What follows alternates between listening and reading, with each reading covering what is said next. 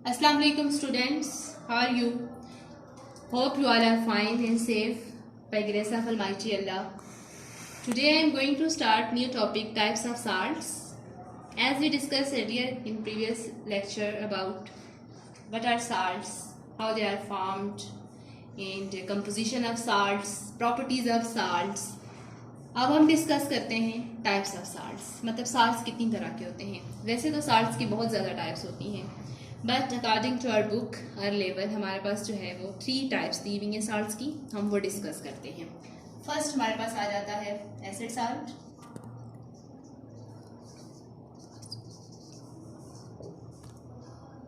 Second हमारे पास आ जाता है बेसिक साल्ट। ठीक है स्टूडेंट्स,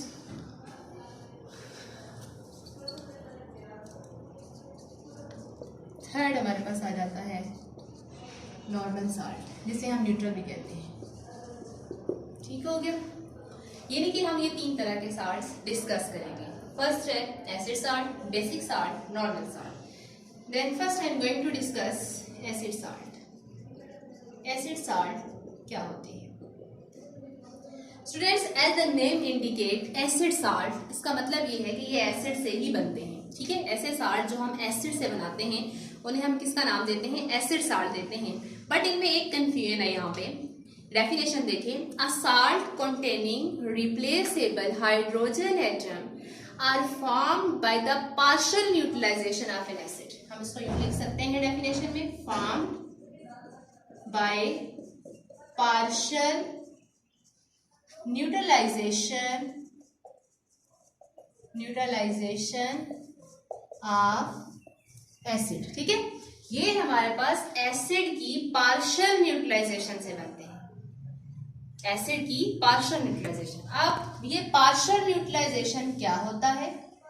ठीक है, हम देखते हैं हमारे पास पार्शियल न्यूट्रलाइजेशन क्या वर्ड है। पहले भी मैंने डिस्कस किया था, पार्शियल मीन्स हाफ। ठीक है, न्यूट्रलाइजेशन एसिड बेस की रिएक्शन को कहते हैं, अभी हमने पढ़ा है। अब ये हमारे पास हम कहते हैं कि हाफ न्यूट्रलाइजेशन होती है। कैसे हाफ न्यूट्रलाइजेशन होती है, हम इसको एक रिएक्शन से समझते हैं। मेरे पास एक एसिड है, देखिए एसिड्स की लिस्ट है मेरे पास। ठीक है, look at here, HCl, H2SO4, HNO3, H3PO4 etcetera. अब देखिए स्टूडेंट्स, हम बात करें पार्शियल की, तो पार्शियल का मतलब होता है हाफ। तो हमारे पास ये जो एसिड है HCl, इसकी हम हाफ न्यूट्रलाइजेशन नहीं कर सकते। इसमें एक ही हाइड्रोजन है, वो तो कंप्लीटली रिमूव हो जाएगा। जब हमारे पास हम बात करते हैं H2SO4 की, तो इसमें हमारे पास 2 हाइड्रोजन है। जब इसमें 2 हाइड्रोजन है तो डेफिनेटली हमारे पास इसमें हाफ न्यूट्रलाइजेशन हो सकती है कि एक H रिप्लेस हो जाए और एक H हमारे पास उस साल्ट में बाकी रह जाए। इसी तरह HNO3 की बात करें तो ये भी पॉसिबल नहीं है, इसमें एक ही H है, ये निकल जाता है। H3PO4 की बात करें, इसमें पॉसिबल है क्योंकि इसमें हमारे पास 3 जो है वो हाइड्रोजन आयन प्रेजेंट हैं। तो हम इसमें हमारे पास बहुत सी पॉसिबिलिटीज है, हम इसमें एक हाइड्रोजन भी रिप्लेस कर सकते हैं, 2 भी कर सकते हैं। तो पार्शियल न्यूट्रलाइजेशन का मतलब यह है कि एक हाइड्रोजन का रिप्लेस हो जाना और एक हाइड्रोजन का उसी साल्ट का हिस्सा रहना। तो मैं कुछ रिएक्शन लेके आपको समझाती हूँ, फिर अच्छे से आपको समझ में आ जाएगा। जैसे फॉर एग्जाम्पल H2SO4, इसका रिएक्शन करवाते हैं बेस के साथ, और बेस है मेरे पास NaOH, न्यूट्रलाइजेशन हो जाएगी। देखें अब होगा क्या, यहाँ बात बहुत अच्छे से समझने वाली है। ये जो H2SO4 है, इसमें मेरे पास कितने हाइड्रोजन है? 2। ये कितने हाइड्रोजन है बच्चों? 2 हाइड्रोजन है। यहाँ पे हमारे पास एक Na है और एक OH है। अब न्यूट्रलाइजेशन का तो हमें पता है कि एक H जो है इसमें से इसके OH के साथ मिलकर वाटर बना लेगा। ये HOH मिलकर क्या बना लेंगे? वाटर बना लेंगे। अब जो हमारे पास बाकी जो रह गया ये वाला H, ठीक है, अब ये पार्शियल न्यूट्रलाइजेशन है। इसमें 2 हाइड्रोजन थे लेकिन अभी तक एक हाइड्रोजन हमारे पास निकल चुका है इसमें से, तो इसे हम कहते हैं पार्शियल। अब एक हाइड्रोजन यहाँ से इसके हाइड्रोक्सिल के साथ मिलकर वाटर बना रहा है, और दूसरा जो हाइड्रोजन है हमारे पास वो इसी एसिड में ही मौजूद रहेगा। जब सोडियम इस पे अटैक करेगा, इस सल्फेट के साथ रिएक्शन करेगा, तो ये H भी साथ में मौजूद रहेगा। तो ये कुछ इस तरह के हमारे पास बन जाएंगे NaHSO4 प्लस H2O। ये देखें NaHSO4। अब इस साल्ट के अंदर हमारे पास H मौजूद है, हाइड्रोजन मौजूद है, that's why this salt is called as acid salt. इस वजह से हम इस साल्ट को किसका नाम देते हैं, एसिड साल्ट का नाम देते हैं। मैंने कहा था a salt containing replaceable hydrogen atom, इसमें एक हाइड्रोजन एटम है जो स्टिल रिप्लेस हो सकता है बट इस साल्ट में मौजूद है।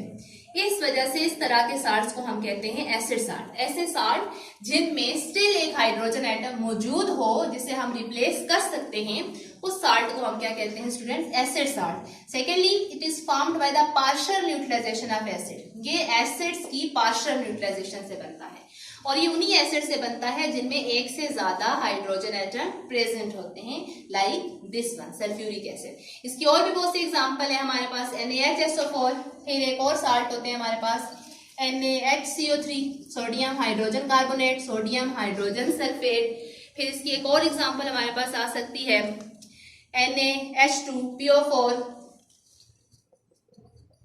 ये फॉस्फेट आ जाएंगे हमारे पास, ठीक है। तो ये हमारे पास डिफरेंट एग्जांपल्स आ जाती हैं एसिड साल्ट की। तो एसिड साल्ट कौन से हैं, जिनके अंदर स्टिल एक हाइड्रोजन एटम मौजूद होता है जो कि रिप्लेसेबल होता है, और सेकेंडली ये किसी भी एसिड की पार्शियल न्यूट्रलाइजेशन से बनते हैं। Is this clear to all of you? Next हमारे पास आ जाता है बेसिक साल्ट। अब हम देख लेते हैं बेसिक साल्ट कौन से होते हैं, कैसे बनते हैं।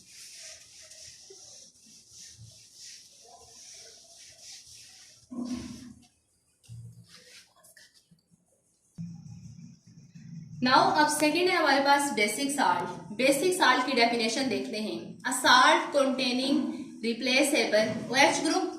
पहली बात इसमें क्या है, salt containing replaceable OH group, ठीक हो गया। और दूसरा पॉइंट इसमें क्या आ जाता है, formed by the partial neutralisation of, formed by partial neutralization of polyhydroxy base, polyhydroxy base is called basic salt। अब हम एग्जांपल्स के थ्रू समझेंगे डेफिनेशन है क्या। पहली बात, salt containing replaceable OH group, इसका मतलब बेस है तो फिर इसमें क्या होगा, OH ग्रुप होगा, ठीक हो गया।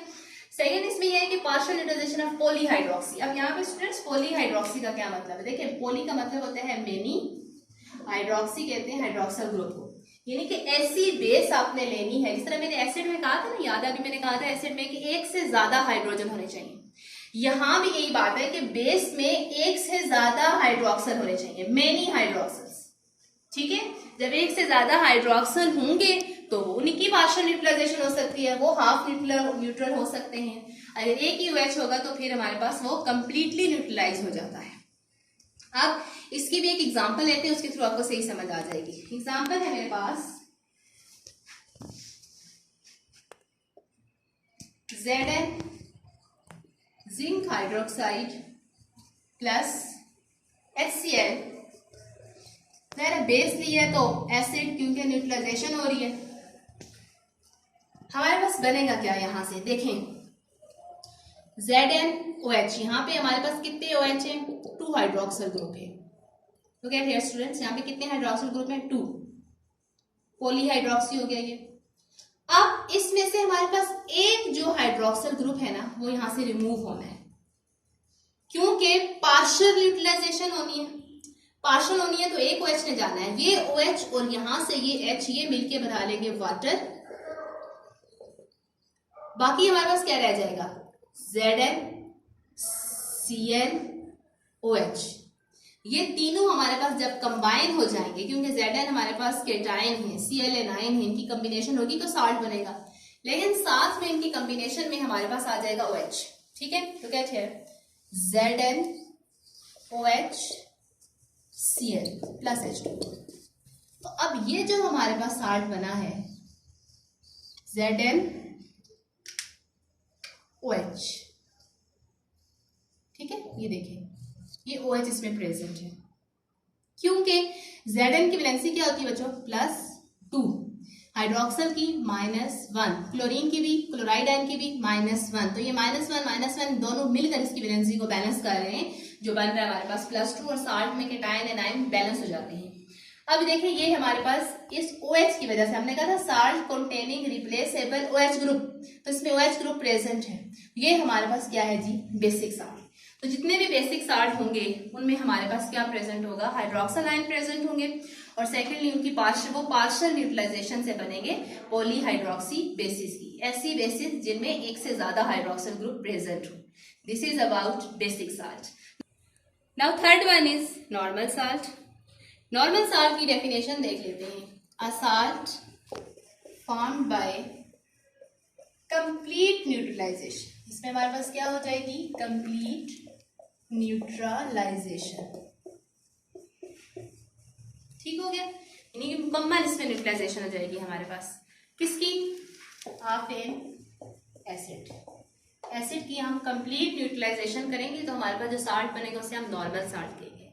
हम यूं कह सकते हैं ऐसा साल्ट हमारे पास which don't have any H positive H negative ion, salt which don't have any H positive or OH negative ion, जिसमें कोई H पॉजिटिव नहीं होगा, कोई OH नेगेटिव नहीं होगा, उसको हम क्या कहेंगे, नॉर्मल साल्ट। एग्जांपल लेते हैं, अच्छे से क्लियर हो जाएगा। इसकी बहुत सिंपल एग्जांपल है स्टूडेंट्स, ये देखें HCl बेस ले लेते हैं, NaOH ये क्या है, यू नो एसिड, ये क्या है बेस, OH है, H है। अब जब इसमें न्यूट्रलाइजेशन होगी, यहां से हमारे पास H, यहां से हमारे पास OH, ठीक है, ये दोनों मिलकर क्या बना लेते हैं, वाटर बना लेते हैं। तो हम लिख लेते हैं यहाँ पे हमारे पास वाटर प्लस क्या क्या गया, Cl Na, ये Na और ये Cl हमारे पास मिलके क्या बना लेते हैं, NaCl। इस साल्ट में देखें अब आप, कोई H आयन कोई OH आयन मौजूद नहीं है, मतलब कि सोडियम ने कंप्लीटली इस हाइड्रोजन को आके रिप्लेस कर दिया है। इस सोडियम आयन ने कंप्लीटली इस हाइड्रोजन को रिप्लेस कर दिया है। So that's why this salt is called as normal salt. Complete neutralization, don't have any H positive H negative ion, so this is called as normal salt. और इसकी बहुत सारी एग्जांपल्स हैं, जैसे सल्फेट्स में देखें Na2SO4, कोई HOH आयन नहीं है यहाँ पे, ठीक है। सोडियम कार्बोनेट में देखें, ठीक है, कोई HOH आयन नहीं है। तो इनकी पहचान याद रखें स्टूडेंट्स। एसिड साल्ट मैं एक दफा फिर आपको रिकॉल करवा देती हूँ, बेसिक साल्ट, नॉर्मल साल्ट, या आपको आइडेंटिफाई करने के लिए भी MCQs में भी आ सकते हैं। एसिड साल्ट जिनमें H रेडिकल मौजूद रहेगा, NaHSO4, ठीक हो गया, जिनमें हमारे पास जो है वो H मौजूद होगा। बेसिक साल्ट जिसमें हमारे पास OH मौजूद होगा, ठीक हो गया। नॉर्मल साल्ट कोई H नहीं, कोई OH नहीं। देख लें स्टूडेंट्स, क्लियरली डिफरेंस आपको समझ में आ गया होगा, क्योंकि MCQs में भी पूछा जाता है। सो this is about the types of salt. इनकी प्रैक्टिस करनी है, ज्यादा से ज्यादा रिएक्शन लिखें, उनकी प्रैक्टिस करें, उनकी पार्शियल न्यूट्रलाइजेशन करवाएं, कंप्लीट न्यूट्रलाइजेशन करवाएं, आपको बहुत अच्छे से इसकी समझ आ जाएगी।